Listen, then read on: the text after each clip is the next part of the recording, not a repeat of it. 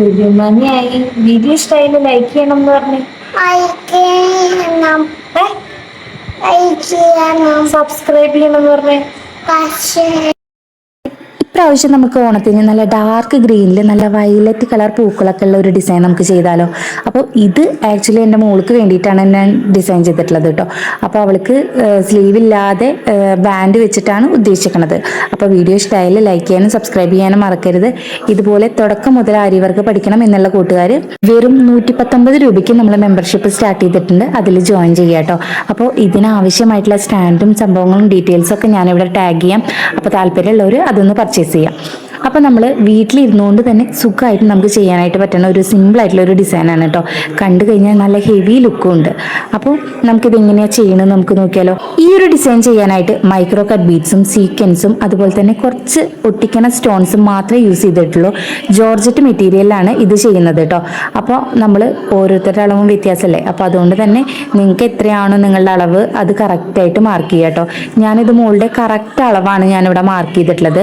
തയ്യൽ തുമ്പൊക്കെ എക്സ്ട്രാ നമ്മൾ ഇടണം കേട്ടോ. നമ്മൾ ഫ്രെയിമിൽ ഇടുന്നതിനെക്കാട്ടിലും മുന്നേ തന്നെ ജസ്റ്റ് ഒരു ഔട്ട്ലൈൻ പോലെ നമ്മളുടെ ആ ഒരു കറക്റ്റ് വണ്ണും അതുപോലെ തന്നെ നെക്കിൻ്റെ ഇറക്കം വേണ്ടതും നെക്കിൻ്റെ വിടുത്തും ഒക്കെ നമ്മൾ മാർക്ക് ചെയ്തിട്ടുണ്ട്. നമ്മൾ ഫ്രെയിമിൽ ഇട്ടിട്ടാണ് ബാക്കിയുള്ള കാര്യങ്ങളൊക്കെ കറക്റ്റ് ചെയ്യണത് കേട്ടോ. അപ്പോൾ മുകളുടെ വണ്ണം എന്ന് പറയുന്നത് കറക്റ്റ് 12ആണ്. തയ്യൽ തുമ്പ് നമ്മൾ വേറെ എക്സ്ട്രാ ഇടണം കേട്ടോ. അപ്പോൾ 12ൻ്റെ കറക്റ്റ് സെൻറ്റർ നമ്മൾ എവിടെയാണെന്നുള്ളത് ഒന്ന് ജസ്റ്റ് മാർക്ക് ചെയ്തു. പിന്നെ ചെറിയ കുട്ടികളായ കാരണം അവർക്ക് പ്രത്യേകിച്ച് ഷേപ്പും കാര്യങ്ങളൊന്നും ഇല്ലാത്ത കാരണം മുകളിലും താഴേക്ക് ഏതാണ്ട് ഒരേ അളവ് തന്നെയായിരിക്കും. അപ്പോൾ അതുകൊണ്ട് തന്നെ നമ്മൾ താഴ്ഭാഗത്തും അതേ അളവ് മാർക്ക് ചെയ്തു. പിന്നെ കറക്റ്റ് എത്രയാണോ ആ ഒരു ഇറക്കം വേണ്ടത് അത് ജസ്റ്റ് മാർക്ക് ചെയ്തിട്ട് സീം അലവൻസ് ആയിട്ട് അടിയിൽ ഇഷ്ടംപോലെ തുണിയുണ്ട്. അപ്പോൾ അതുകൊണ്ട് തന്നെ അത് വലിയ കാര്യമായിട്ട് നോക്കേണ്ട ആവശ്യമില്ല. അതുപോലെ തന്നെ ഷോൾഡർ ഞാൻ ഫസ്റ്റ് നോർമലി ഒരു കൈയൊക്കെ ഉള്ള ഡ്രസ്സാണ് ഉദ്ദേശിച്ചത്. പിന്നെ അവൾ എപ്പോഴും പറയുന്നുണ്ട് എനിക്കൊരു കൈയില്ലാത്ത ഡ്രസ്സ് അടിച്ചായോ എന്ന് പറഞ്ഞിട്ട്. ഓണത്തിൽ സെറ്റ് ചെയ്ത് കഴിഞ്ഞ് കഴിഞ്ഞാൽ പിന്നെ വലിയ കാര്യമായിട്ട് നമുക്ക് ഉപയോഗിക്കാനായിട്ട് പറ്റില്ല. അതുകൊണ്ട് ഇങ്ങനെ ആവുമ്പോൾ നമുക്ക് വേറെ വല്ല ഫംഗ്ഷനും കാര്യങ്ങളൊക്കെ പോകുമ്പോൾ നമുക്ക് ഉപയോഗിക്കാമല്ലോ. നമ്മൾ ഈ ഒരു രീതിക്ക് ഡ്രസ്സ് ചെയ്യുമ്പോൾ നമ്മൾ കറക്റ്റ് നമ്മൾ ആ ഷോൾഡറിൻ്റെ അവിടെ ആ കൈക്കുഴിയുടെ ആ ഭാഗങ്ങളൊക്കെ കറക്റ്റ് ആക്കിയിട്ട് നമ്മൾ അടയാളപ്പെടുത്തണം കേട്ടോ. അപ്പോൾ ചെറിയ കുട്ടികളായി തന്നെ ഡിസൈൻസ് ഒക്കെ ഉണ്ടാവുമ്പോൾ അവർക്ക് കുറച്ചിങ്ങനെ കറക്റ്റ് ആ ഒരു കൈക്കുഴിയുടെ അങ്ങനെ മുട്ടിയിട്ടാണ് കിടക്കണമെന്നുണ്ടെങ്കിൽ കുറച്ച് ഭയങ്കര ബുദ്ധിമുട്ടാണ് ഉണ്ടാവുക. കാരണം കുട്ടികളായ കാരണം അവരിടില്ല. അപ്പോൾ അതുകൊണ്ട് കുറച്ചും കൂടി ഇറങ്ങിയിട്ട് ഉള്ള രീതിക്കൊക്കെ ഇതാക്കണം. പിന്നെ ഇതിൽ സ്ട്രാപ്പായ കാരണം പിന്നെ വലിയ പേടിക്കാനുള്ള ആവശ്യമില്ല. അപ്പോൾ എന്നാലും നമ്മൾ ആ ഒരു കണക്ക് കൂട്ടിയിട്ടൊക്കെ വേണം നമ്മളത് കറക്റ്റ് ആക്കാനായിട്ടോ. അപ്പോൾ ഷോൾഡറിൻ്റെ ഭാഗത്ത് ആ ഒരു ഭാഗത്തൊക്കെ നമുക്ക് കറക്റ്റ് കുട്ടികളുടെ അളവ് കാര്യങ്ങളൊക്കെ ഒന്ന് ജസ്റ്റ് ഇത് ഒരു പേപ്പറിൽ വെട്ടിയതിന് ശേഷം ജസ്റ്റ് അവരുടെ മേത്തൊന്ന് വെച്ച് നോക്കുക കറക്റ്റ് അല്ലേ എന്ന്. എന്നിട്ട് നമ്മളുടെ ആ മെയിൻ ക്ലോത്തിലേക്ക് വരച്ചാലും മതി കേട്ടോ. അതിനുശേഷം നമ്മൾ സീം അലവൻസ് ഇതുപോലെ ജസ്റ്റ് ഒന്ന് മാർക്ക് ചെയ്യുന്നുണ്ട് കേട്ടോ. അപ്പോൾ ഈ ഒരു ചെറിയ ത്രെഡ് വെച്ചിട്ടാണ് നമ്മൾ ഡിസൈൻ ചെയ്യണത് കേട്ടോ. അപ്പോൾ ഇതുപോലെ നമ്മളുടെ വിരലിൽ ഒരു 2 വട്ടം ചുറ്റിയതിന് ശേഷം ഇതുപോലെ ഒന്ന് വലിച്ചെടുത്ത് കഴിഞ്ഞാൽ നമുക്കൊരു കെട്ട് വീഴും. എല്ലാവരും പ്രാക്ടീസും കാര്യങ്ങളൊക്കെ ചെയ്യണ്ടാവുമെന്ന് വിചാരിക്കണം കേട്ടോ. അപ്പോൾ മോണിറ്റൈസേഷൻ ആവാനായിട്ട് ഒരു 4000 മണിക്കൂറാണല്ലോ നമുക്ക് വേണ്ടത്. അപ്പോൾ ഏകദേശം അതിൻ്റെ തൊട്ടടുത്ത് ആയി തുടങ്ങിയിട്ടുണ്ട്. അപ്പോൾ ഇതുവരെ സഹായിച്ച എല്ലാവർക്കും വീഡിയോസ് കണ്ട് സഹകരിച്ച എല്ലാവർക്കും ഒരുപാട് നന്ദി കേട്ടോ. അപ്പോൾ അതുപോലെ തന്നെ കമൻറ്റ് ഇടുന്ന ആൾക്കാർക്കും ഒരുപാട് നന്ദി. കാരണം ഒരാൾ പോലും ബാഡായിട്ടുള്ള കമൻറ്റ് ഇതുവരെയായിട്ട് എനിക്ക് ഇട്ടിട്ടില്ല. അപ്പോൾ ഒരുപാട് സന്തോഷമുണ്ട് കേട്ടോ. ഇതുപോലെ പഠിക്കാൻ ആഗ്രഹിക്കുന്ന കൂട്ടുകാരിലേക്ക് നമ്മളുടെ ചാനലൊന്ന് എത്താൻ വേണ്ടിയിട്ട് എല്ലാവരും ആ വീഡിയോസിന് ലൈക്ക് ചെയ്യുമ്പോൾ ആ ഒരു ഹൈപ്പ് എന്ന് പറയാനുള്ള ബട്ടൺ കൂടി അമർത്തണേ. അപ്പോൾ ഒരുപാട് സന്തോഷമുണ്ട്. അതോടൊപ്പം ഒരുപാട് നന്ദി കൂടി ഞാൻ ഇതോടൊപ്പം തന്നെ അറിയിക്കണം കേട്ടോ. ചെയിൻ സ്റ്റിച്ചൊക്കെ ഇപ്പോൾ എല്ലാവർക്കും ഏകദേശം ഓക്കെ ഉണ്ടാവും എന്ന് വിചാരിക്കണം കേട്ടോ. അപ്പോൾ ഇതുപോലെ മൊത്തം ഒരു 2 വട്ടം ചെയിൻ സ്റ്റിച്ച് ഇട്ടിട്ട് ഡബിൾ ലെയർ ആയിട്ട് ചെയിൻ സ്റ്റിച്ച് ഇട്ടിട്ട് പോകണം. അപ്പോൾ നമ്മളുടെ കോർണർ ഭാഗങ്ങളിലൊക്കെ ഒരു ലോക്ക് സ്റ്റിച്ച് ഇട്ടിട്ട് നമ്മൾ കറക്റ്റ് ചെയ്തിട്ട് വേണം നമ്മൾ പോകാനായിട്ട് കേട്ടോ. ഇനിയും ചെയിൻ സ്റ്റിച്ചൊക്കെ ഇടാനായിട്ട് ബുദ്ധിമുട്ടുള്ള ആൾക്കാർ അല്ലെങ്കിൽ തുടക്കം മുതൽ പഠിക്കണം എന്നൊക്കെ ഉണ്ടെന്നുണ്ടെങ്കിൽ നമ്മൾ 119 രൂപയ്ക്കാണ് മെമ്പർഷിപ്പ് തുടങ്ങിയിട്ടുള്ളത് കേട്ടോ. അപ്പോൾ താല്പര്യമുള്ളവർ അതിലൊന്ന് ജോയിൻ ചെയ്യാം കേട്ടോ.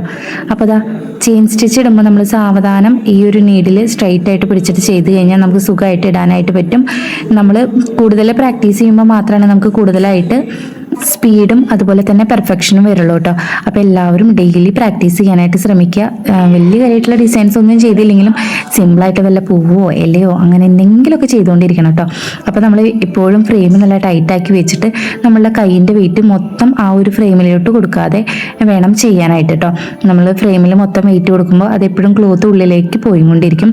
അപ്പോൾ അതുകൊണ്ട് തന്നെ നമുക്ക് പിന്നെ കറക്റ്റായിട്ട് ചെയ്യാനായിട്ട് പറ്റില്ല. അപ്പോൾ അതുകൊണ്ട് തന്നെ നല്ല ഫ്രെയിം ക്ലോത്ത് നല്ല ടൈറ്റായിട്ടിരിക്കണം.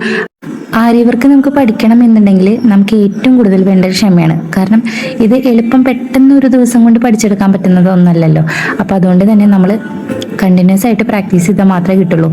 നമ്മൾ പഠിച്ച് സെറ്റായി കഴിഞ്ഞാലേ നമ്മളൊരു 2-3 ഡ്രസ്സ് ഡിസൈൻ ചെയ്തിട്ട് നല്ല ഭംഗിയുണ്ടെന്ന് പറഞ്ഞല്ലേ പിന്നെ നമുക്ക് പുറമേ പോയിട്ട് ഒരു ഡിസൈനുള്ള ഡ്രസ്സ് നമുക്ക് വാങ്ങാനായിട്ട് തോന്നില്ല.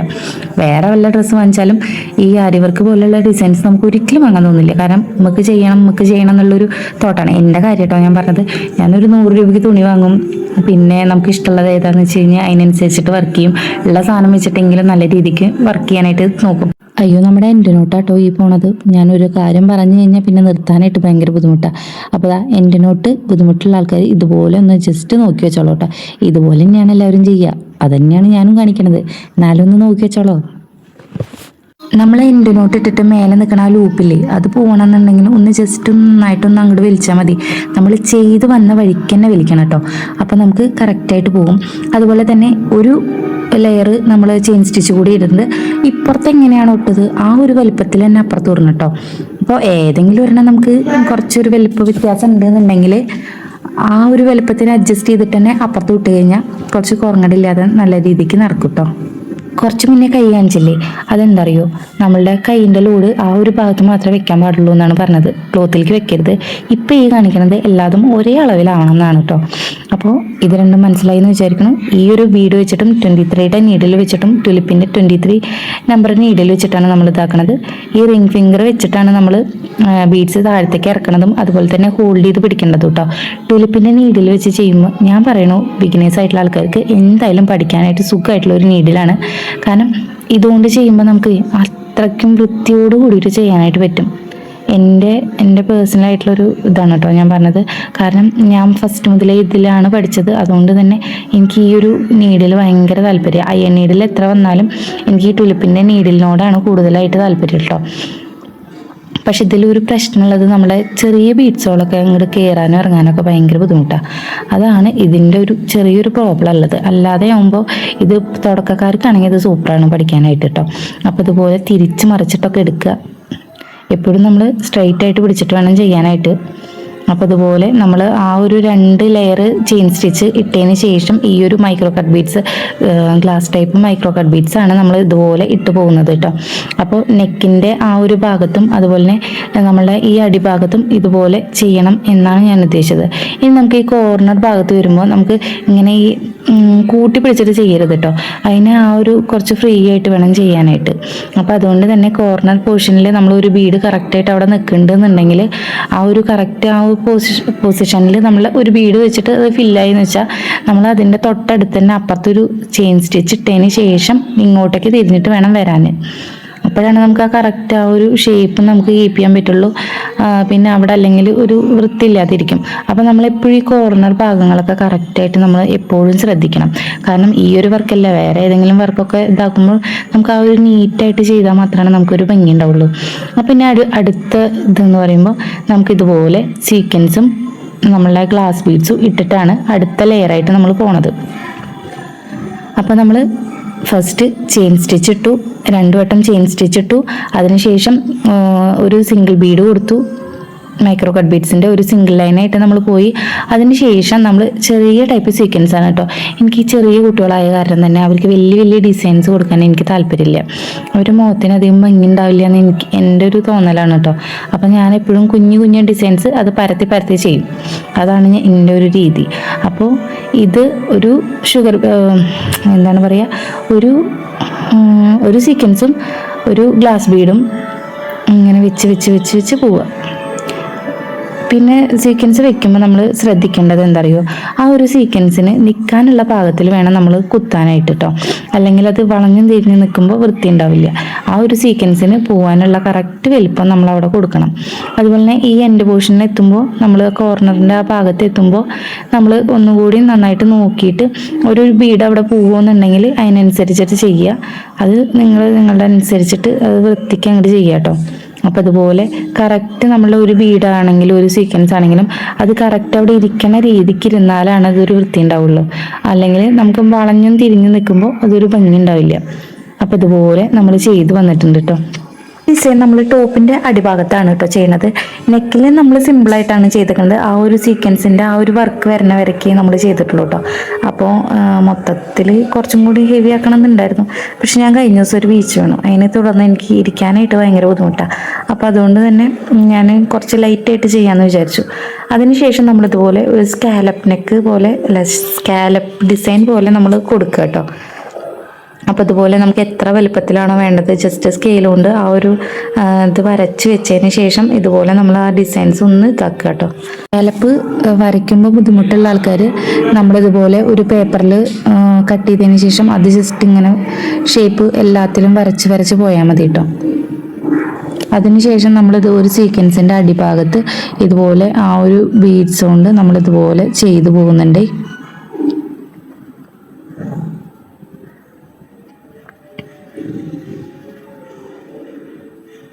അപ്പം നമ്മൾ മൈക്രോ കട്ട് ബീഡ്സ് ഒക്കെ ആകുമ്പോൾ നമ്മൾ ചെറിയ ഡിസൈൻസ് ഒക്കെ ഇങ്ങനെ വളച്ച് ചെയ്യുമ്പോൾ നല്ല വൃത്തിക്ക് നിന്നോളും. നമ്മൾ കുറച്ചും കൂടി വലുപ്പമുള്ള ബീഡ്സ് ഒക്കെ എടുക്കുമ്പോൾ നമുക്ക് ബുദ്ധിമുട്ടാണ് അങ്ങോട്ട് തിരിച്ചങ്ങോട്ട് വരാനായിട്ട്. അതിനുശേഷം നമ്മൾ ഇതുപോലെ ഒരു സീക്വൻസ് കൊടുത്തു. അതിനുശേഷം അതിൻ്റെ മേലെ ഒരു ഷുഗർ ബീഡ് കൊടുത്തിട്ടുണ്ട്. ഇനി നമ്മൾ എൻഡ് നോട്ട് ഇടാതെ നമ്മൾ ബീഡ്സ് ഒന്ന് ലോക്ക് ആക്കുകയാണ് ചെയ്യണത് കേട്ടോ. അപ്പോൾ വീഡിയോയിൽ കണ്ടു കഴിഞ്ഞാൽ നിങ്ങൾക്ക് മനസ്സിലാവും. നമ്മൾ എടുക്കുന്ന ലൂപ്പ് കുറച്ച് വലുതാക്കി എടുത്തതിന് ശേഷം നമ്മൾ ബീഡ്സിൻ്റെ ഉള്ളിലേക്ക് ഇങ്ങനെ ആക്കി കൊടുക്കുകയാണ് ചെയ്യേണ്ടത്. അപ്പോൾ നമുക്ക് നല്ല ടൈറ്റായിട്ട് ബീഡ്സ് നിന്നോളും. പിന്നെ അതുപോലെ തന്നെ തുടക്കക്കാർക്ക് ഇങ്ങനെ എൻ്റെ നോട്ട് കുറച്ച് വിസിബിളായിട്ട് നിൽക്കണമെന്നുള്ള അങ്ങനെ പ്രശ്നമുള്ള ആൾക്കാർക്ക് സിമ്പിളായിട്ട് ചെയ്യാൻ പറ്റിയിട്ടുള്ള ഒന്നാണ് കേട്ടോ. അതിനുശേഷം നല്ല ചെറിയ ഒരു 2 mm ഒക്കെ ആവും തോന്നുന്നു ഇതിൻ്റെ വലിപ്പം. ആ ഒരു വലിപ്പത്തിലുള്ള നമ്മൾ ബ്ലൗസിലൊക്കെ ഒട്ടിക്കില്ലേ ആ ഒരു സ്റ്റോൺ ഉണ്ട്. ആ സ്റ്റോണ് ഇതുപോലെ ആ ഒരു ഗ്യാപ്പിൽ നമ്മളൊന്ന് ഫിൽ ചെയ്തിട്ട് പോവുക കേട്ടോ. അതിനുശേഷം ഇതുപോലെ നമുക്കൊരു ഫ്രഞ്ച് നോട്ട് ഇട്ട് പോകാം. ഞാനെപ്പോഴും 2-3 എണ്ണം ചെയ്ത് നോക്കും. എന്നിട്ട് ഭംഗി ഉണ്ടെങ്കിൽ മാത്രമാണ് അത് കണ്ടിന്യൂ ചെയ്യുള്ളൂ, അല്ലെങ്കിൽ അതൊക്കെ അയച്ചു കളയും. അപ്പോൾ ഇതുപോലെ നമ്മളൊരു നീഡിൽ കുത്തിയിറക്കി 4 ഇഴയാണ് കേട്ടോ ഇതിലുള്ളത്. അതിനുശേഷം ഇതുപോലെ 2 വട്ടം ചുറ്റുക. എന്നിട്ട് നമ്മൾ എവിടെ നിന്നാണോ അതെടുത്ത് അതിൻ്റെ തൊട്ടടുത്ത് തന്നെ കുത്തുക കേട്ടോ. തൊട്ടടുത്താണ് കുത്തേണ്ടത്. അതിൻ്റെ ഉള്ളിലേക്ക് തന്നെ ഇതാക്കി കഴിഞ്ഞ് കഴിഞ്ഞാൽ നീഡിൽ ഇറങ്ങി പോവുള്ളൂ കേട്ടോ. അപ്പോൾ തൊട്ടടുത്ത് കുത്തിയതിന് ശേഷം നമ്മൾ ഈ ഒരു ത്രെഡില്ലേ ഇപ്പുറത്തെ സൈഡിൽ ആ നീഡിലല്ലാതെ ആ ഒരു ത്രെഡ് പിടിച്ച് നിൽക്കണ വിരൽ അത് വിടരുത്. എപ്പോഴും അത് ഏറ്റവും അവസാനം എത്ര വരെ നമ്മളത് ഹോൾഡ് ചെയ്തുകൊണ്ടിരിക്കണം കേട്ടോ. ഇപ്പം ഞാൻ വിടുന്നുണ്ട്, പക്ഷെ അത് ഞാൻ തെറ്റാണ് ചെയ്തത്. അത് വിടാൻ പാടില്ലായിരുന്നു.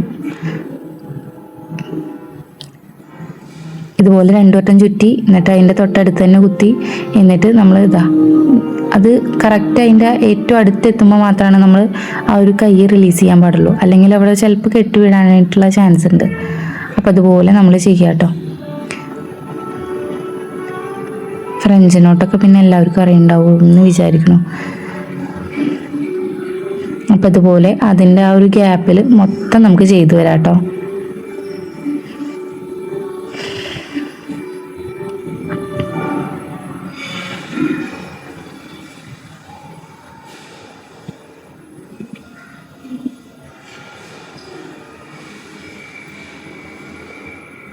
ഇതിങ്ങനെ കാണാൻ നല്ല രസമുണ്ട് അല്ലേ? എനിക്കിഷ്ടമായി. പക്ഷെ ഞാൻ ഫസ്റ്റ് ഇങ്ങനെയല്ല ഉദ്ദേശിച്ചിട്ടുണ്ടായിരുന്നു, വേറൊരു മോഡലാണ് ഉദ്ദേശിച്ചിട്ടുണ്ടായിരുന്നത്. പിന്നെ വിചാരിക്കാതെയാണ് ഞാൻ ഓരോന്ന് ചെയ്യണത്. അപ്പോൾ അതിൻ്റെ ഒരു ഒഴുക്കിന് അങ്ങനെ പോകാമെന്ന് മാത്രം. അതിനുശേഷം നമ്മൾ കുറച്ച് ഫ്ലവേഴ്സാണ് ഉദ്ദേശിക്കുന്നത്. അപ്പോൾ അതുപോലെ എവിടേക്കാണോ ഫ്ലവേഴ്സ് വേണ്ടത് അതിനുള്ള ഡോട്ടുകളാണ് നമ്മൾ ഇടണത് കേട്ടോ. ചെറിയ കുട്ടിയായ കാരണം വലിയ ഫ്ലവേഴ്സ് വരച്ച് കഴിഞ്ഞാൽ ഭംഗി ഉണ്ടാവില്ല. അപ്പോൾ ചെറിയ ചെറിയ ഫ്ലവേഴ്സും കുറച്ച് ലീഫും പിന്നെ അങ്ങനെ ഉദ്ദേശിക്കുന്നുള്ളൂ. ഫസ്റ്റ് വരച്ചപ്പോൾ കുറച്ച് സിമ്പിളായോ എന്ന് തോന്നി. അതിന് ശേഷം ഞാൻ കുറച്ചും കൂടി ഇതാക്കിയിട്ടുണ്ട് കേട്ടോ. ഡിസൈൻ ചെയ്യുമ്പോൾ കുറച്ചും കൂടി മാറ്റങ്ങൾ വരുത്തിയിട്ടുണ്ടേ.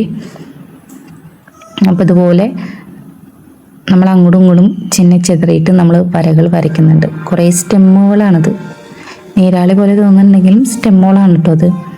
അതിനുശേഷം ഇതുപോലെ ലീഫ് വരച്ച് കൊടുക്കുന്നുണ്ട്. ഇനി ലീഫ് വരച്ചിട്ടും ചില സ്ഥലങ്ങളിൽ കുറച്ചിങ്ങനെ ഗ്യാപ്പ് പോലെ ഫീൽ ചെയ്യുന്നുണ്ട്.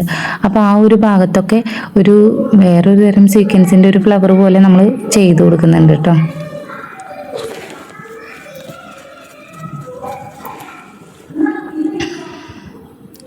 ഞാൻ ഫസ്റ്റ് യൂട്യൂബ് ചാനൽ തുടങ്ങുമ്പോഴേ ഞാൻ വിചാരിച്ചു, ഈശ്വര ഒരു കൊല്ലം കൊണ്ടെങ്കിലും എങ്ങനെയെങ്കിലുമൊക്കെ ഈ 1000 സബ്സ്ക്രൈബർ ആവാൻ പറ്റുമോ എന്നുള്ളതൊക്കെ വിചാരിച്ചിട്ടുണ്ടായിരുന്നു കേട്ടോ. പക്ഷേ എന്താണ് പറയുക, ഈ ഒരു ട്യൂട്ടോറിയൽ വീഡിയോ ഇട്ടതിന് ശേഷമാണ് എനിക്ക് കുറേ പേര് എനിക്ക് മെസ്സേജ് അയക്കാറുണ്ട്, അതുപോലെ തന്നെ വിളിക്കാറുണ്ട്. അതൊക്കെ കാണുമ്പോൾ നമുക്ക് ഒരുപാട് സന്തോഷം. അതുപോലെ തന്നെ കുറേ പേര് പറയുന്നുണ്ട്, ചേച്ചി ഉപകാരമായിട്ടോ വീഡിയോ എന്ന് പറയുമ്പോൾ തന്നെ അതൊക്കെ കേൾക്കുമ്പോൾ നമുക്ക് ഒരുപാട് സന്തോഷമുണ്ട് കേട്ടോ. അപ്പോൾ ഞാൻ കുറേ ദിവസമായി വിചാരിക്കണം അവരടുത്തൊക്കെ എങ്ങനെയെങ്കിലും ഒരു നന്ദി പറയണമെന്ന്. കാരണം ഒരാൾ ചിലപ്പോൾ ഒരു ബാഡായിട്ട് പറഞ്ഞു കഴിഞ്ഞാൽ ഞാൻ ചിലപ്പോൾ എൻ്റെ യൂട്യൂബ് ചാനൽ അവിടെ വെച്ച് നിർത്തും. കാരണം എൻ്റെ സ്വഭാവം അങ്ങനെയാണ്. ഒരു ബിരിയാണിക്ക് വേവ് കൂടി കഴിഞ്ഞ് കഴിഞ്ഞാൽ തലവേദന വരുന്ന ആളാണ് ഞാൻ. അപ്പോൾ ആ ഒരു ലീഫ് ഞാൻ ഫസ്റ്റ് ചെയ്ത് നോക്കിയതാണ്. പിന്നെ അതെനിക്ക് താല്പര്യമായില്ല.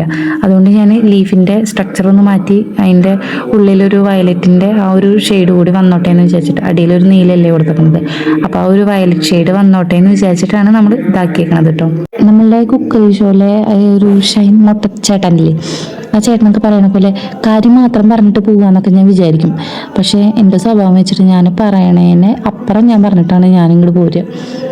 എന്നും മാറ്റണം എന്ന് വിചാരിക്കും, പക്ഷെ അതങ്ങ് മാറ്റാൻ പറ്റണില്ലാന്നേ.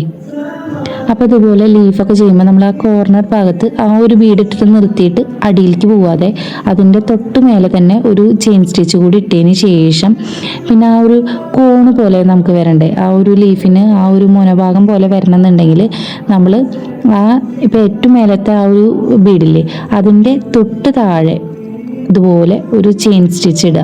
എന്നിട്ട് മാത്രമാണ് പിന്നെ നമ്മൾ ബീഡ്സ് ലോഡ് ചെയ്തിട്ട് നമ്മൾ പോകാനായിട്ട് പാടുള്ളൂ കേട്ടോ. എങ്കിൽ മാത്രമാണ് നമുക്ക് ആ ഒരു ഇലയുടെ കറക്റ്റ് ആ ഒരു ഷേപ്പ് നമുക്ക് കിട്ടുള്ളൂ. കുറച്ചിങ്ങനെ കൂർമ്പിച്ചിട്ടുള്ള ഇലല്ലേ, അല്ലെങ്കിൽ കുറച്ച് വീതിയുള്ള പരന്ന ഇലയാണ് കിട്ടുക. ആ ഇലയുടെ സെൻറ്ററിൽ നമ്മൾ ബ്ലൂ കളറിലുള്ള മൈക്രോ കട്ട് ബീഡ്സ് കൂടെ ആഡ് ചെയ്തിട്ടുണ്ട്. ഇനി നമുക്ക് ഒന്നുകൂടി ലീഫ് ചെയ്യുന്നത് നോക്കിയാലോ.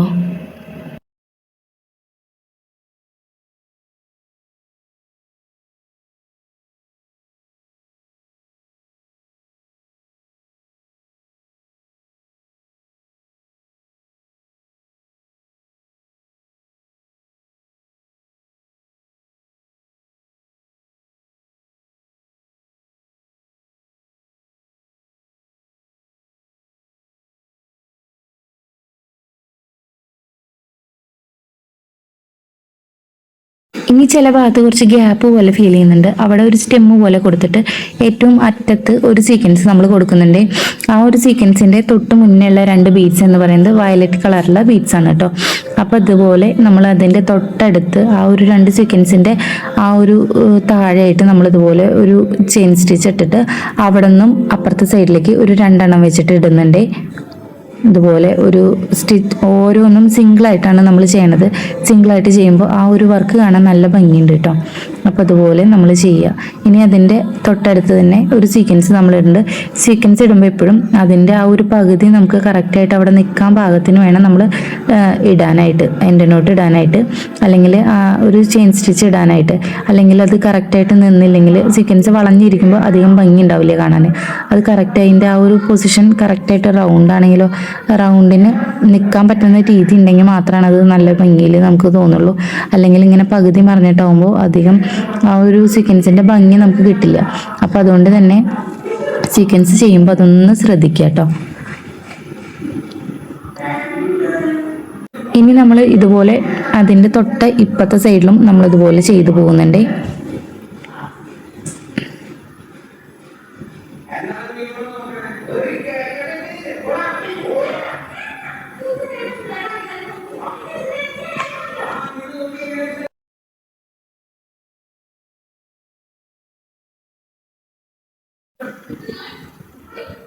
അപ്പോൾ അതുപോലെ നമ്മളൊരു 5 എണ്ണമാണ് ഇതുപോലെ കൊടുത്തിട്ടുണ്ട്. ഏറ്റവും ഫസ്റ്റ് സെൻറ്ററിൽ ഒരെണ്ണം, അതുപോലെ സൈഡിലൊക്കെ 2 എണ്ണം വെച്ചിട്ട് കേട്ടോ. ഈ ഒരു ഡിസൈനിൽ നമ്മൾ അടിഭാഗത്തുള്ള ഫ്ലവേഴ്സൊക്കെ ഒരു രീതിക്കും മേൽഭാഗത്തുള്ള ഫ്ലവേഴ്സ് വേറൊരു രീതിക്കാണ് ചെയ്തിരിക്കുന്നത്. അപ്പോൾ അടിഭാഗത്തുള്ള ഫ്ലവേഴ്സിൻ്റെ ആ ഒരു സ്റ്റോണിൻ്റെ ചുറ്റോറും നമ്മളിതുപോലെ ആ ഒരു മൈക്രോ കട്ട് ബീഡ്സ് കൊണ്ട് ഒന്ന് കവർ ചെയ്യുന്നുണ്ട്. നമ്മൾ മുകളിലോട്ട് ഒരു 2 ചെയിൻ സ്റ്റിച്ച് ഇട്ടിട്ടാണ് നമ്മൾ ഒരു ലൂപ്പ് എടുത്ത് വെച്ചിട്ടുണ്ട്. എന്നിട്ട് ആ ലൂപ്പിൽ നിന്ന് താഴോട്ടാണ് നമ്മൾ ചെയ്തു പോകുന്നത് കേട്ടോ. അപ്പം നമ്മൾ എപ്പോഴും ചെയ്യുമ്പോൾ മുകളിലോട്ട് വരുമ്പോൾ ഒരൊറ്റ ചെയിൻ സ്റ്റിച്ച് ഇട്ടിട്ട് താഴേക്ക് വരരുത്. അപ്പോൾ താഴേക്ക് വരേണ്ട ഒരു ഇതാണെന്നുണ്ടെങ്കിൽ നമ്മൾ 2 ചെയിൻ സ്റ്റിച്ചെങ്കിലും മിനിമം ഇട്ടിട്ടുണ്ടാവണം. എങ്കിൽ മാത്രമാണ് നമുക്ക് കറക്റ്റ് അതൊരു സ്ട്രൈറ്റ് ആയിട്ട് നിൽക്കുള്ളൂ. അപ്പോൾ 3 ബീഡ്സാണ് നമ്മൾ ഇതാക്കേണ്ടത് കേട്ടോ. അപ്പോൾ ഇതുപോലെ നമ്മൾ സാവധാനം ചെയ്യുക കേട്ടോ. അപ്പോൾ ഇതുപോലെ 3 എണ്ണം ഇതാക്കി, എന്നിട്ട് താഴെ ഇതുപോലെ ഒരു ചെയിൻ സ്റ്റിച്ച് ഇട്ടു. എന്നിട്ട് അതിൻ്റെ തൊട്ടടുത്ത് തന്നെ ഒരു ചെയിൻ സ്റ്റിച്ച് കൂടി ഇട്ടതിന് ശേഷം മാത്രമാണ് നമ്മൾ സൈഡിലേക്ക് പോകാനായിട്ട് പാടുള്ളൂ.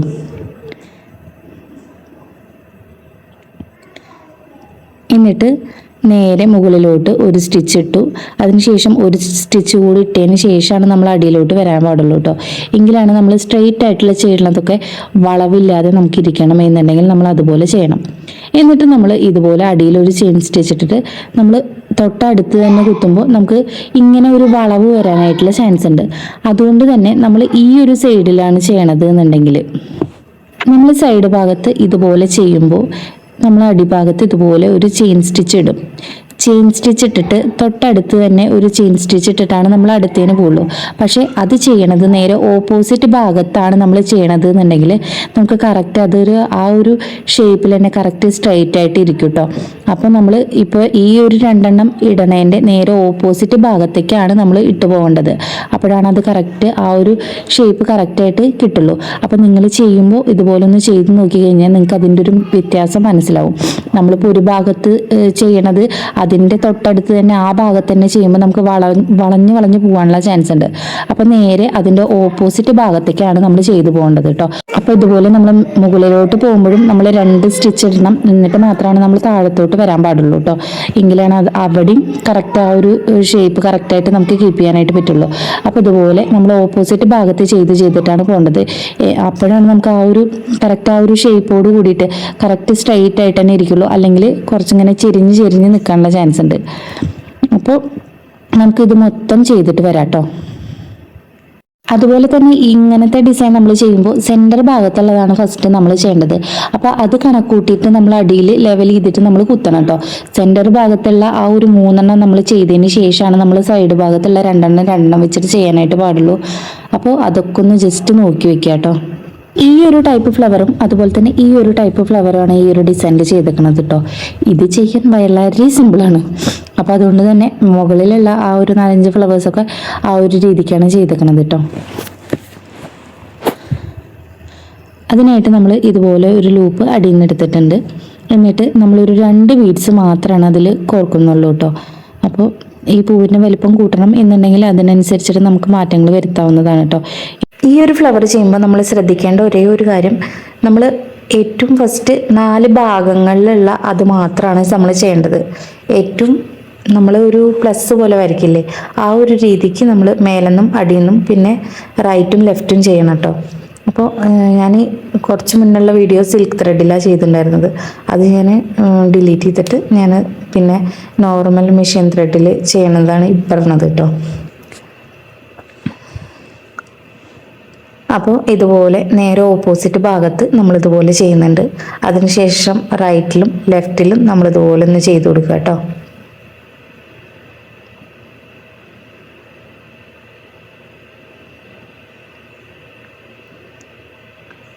ഞാൻ ആ ഫസ്റ്റുള്ളത് കുറച്ചും കൂടി ക്ലിയർ ആയിട്ടുണ്ട്, അതുകൊണ്ടാണ് അതന്നെ ഒന്ന് ജസ്റ്റ് കാണിച്ചത് കേട്ടോ. ഇനി നമുക്ക് ഈ ഒരു ഗ്യാപ്പിലും നമുക്ക് 2 എണ്ണം വെച്ചിട്ട് ചെയ്യാവേ. അപ്പോൾ അതിനായിട്ട് നമ്മൾ 2 ബീഡ്സ് ഇതുപോലെ ആ ഒരു സെയിം സംഭവം തന്നെയാണ് റിപ്പീറ്റ് ചെയ്തിട്ട് വരുന്നത്. അപ്പോൾ മൊത്തം കവർ ചെയ്യുക. അതിനുശേഷം ആ ഒരു സെൻറ്റർ ഭാഗത്ത് നമുക്കൊരു ഗ്യാപ്പ് വരും.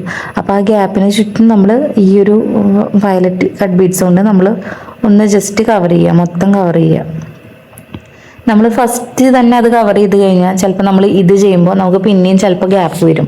അപ്പോൾ അതുകൊണ്ട് തന്നെ ഈ ഒരു ഡിസൈൻ ചെയ്തതിന് ശേഷം ആ ഒരു സെൻറ്റർ ഭാഗം കവർ ചെയ്യുകയാണെങ്കിൽ നമുക്ക് കുറച്ചും കൂടി നീറ്റായിട്ട് ഇരിക്കും കേട്ടോ. അപ്പോൾ ചെയ്യുന്നവരെല്ലാവരും അതൊന്ന് നോക്കുക കേട്ടോ.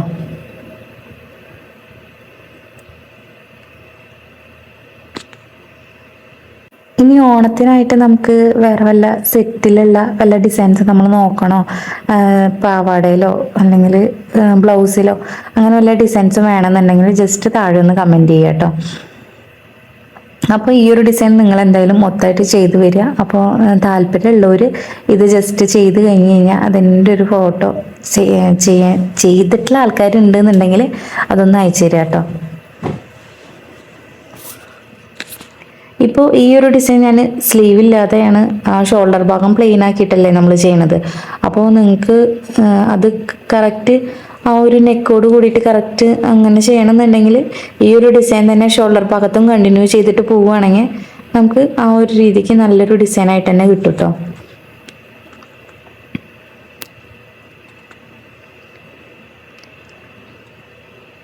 അപ്പോൾ നമ്മൾ ഷോൾഡറൊക്കെ വെച്ച് ചെയ്ത് കഴിഞ്ഞാൽ ഈ ഒരു രീതിക്കാണ് ഈ ഒരു ഡിസൈൻ ഉണ്ടാവുക.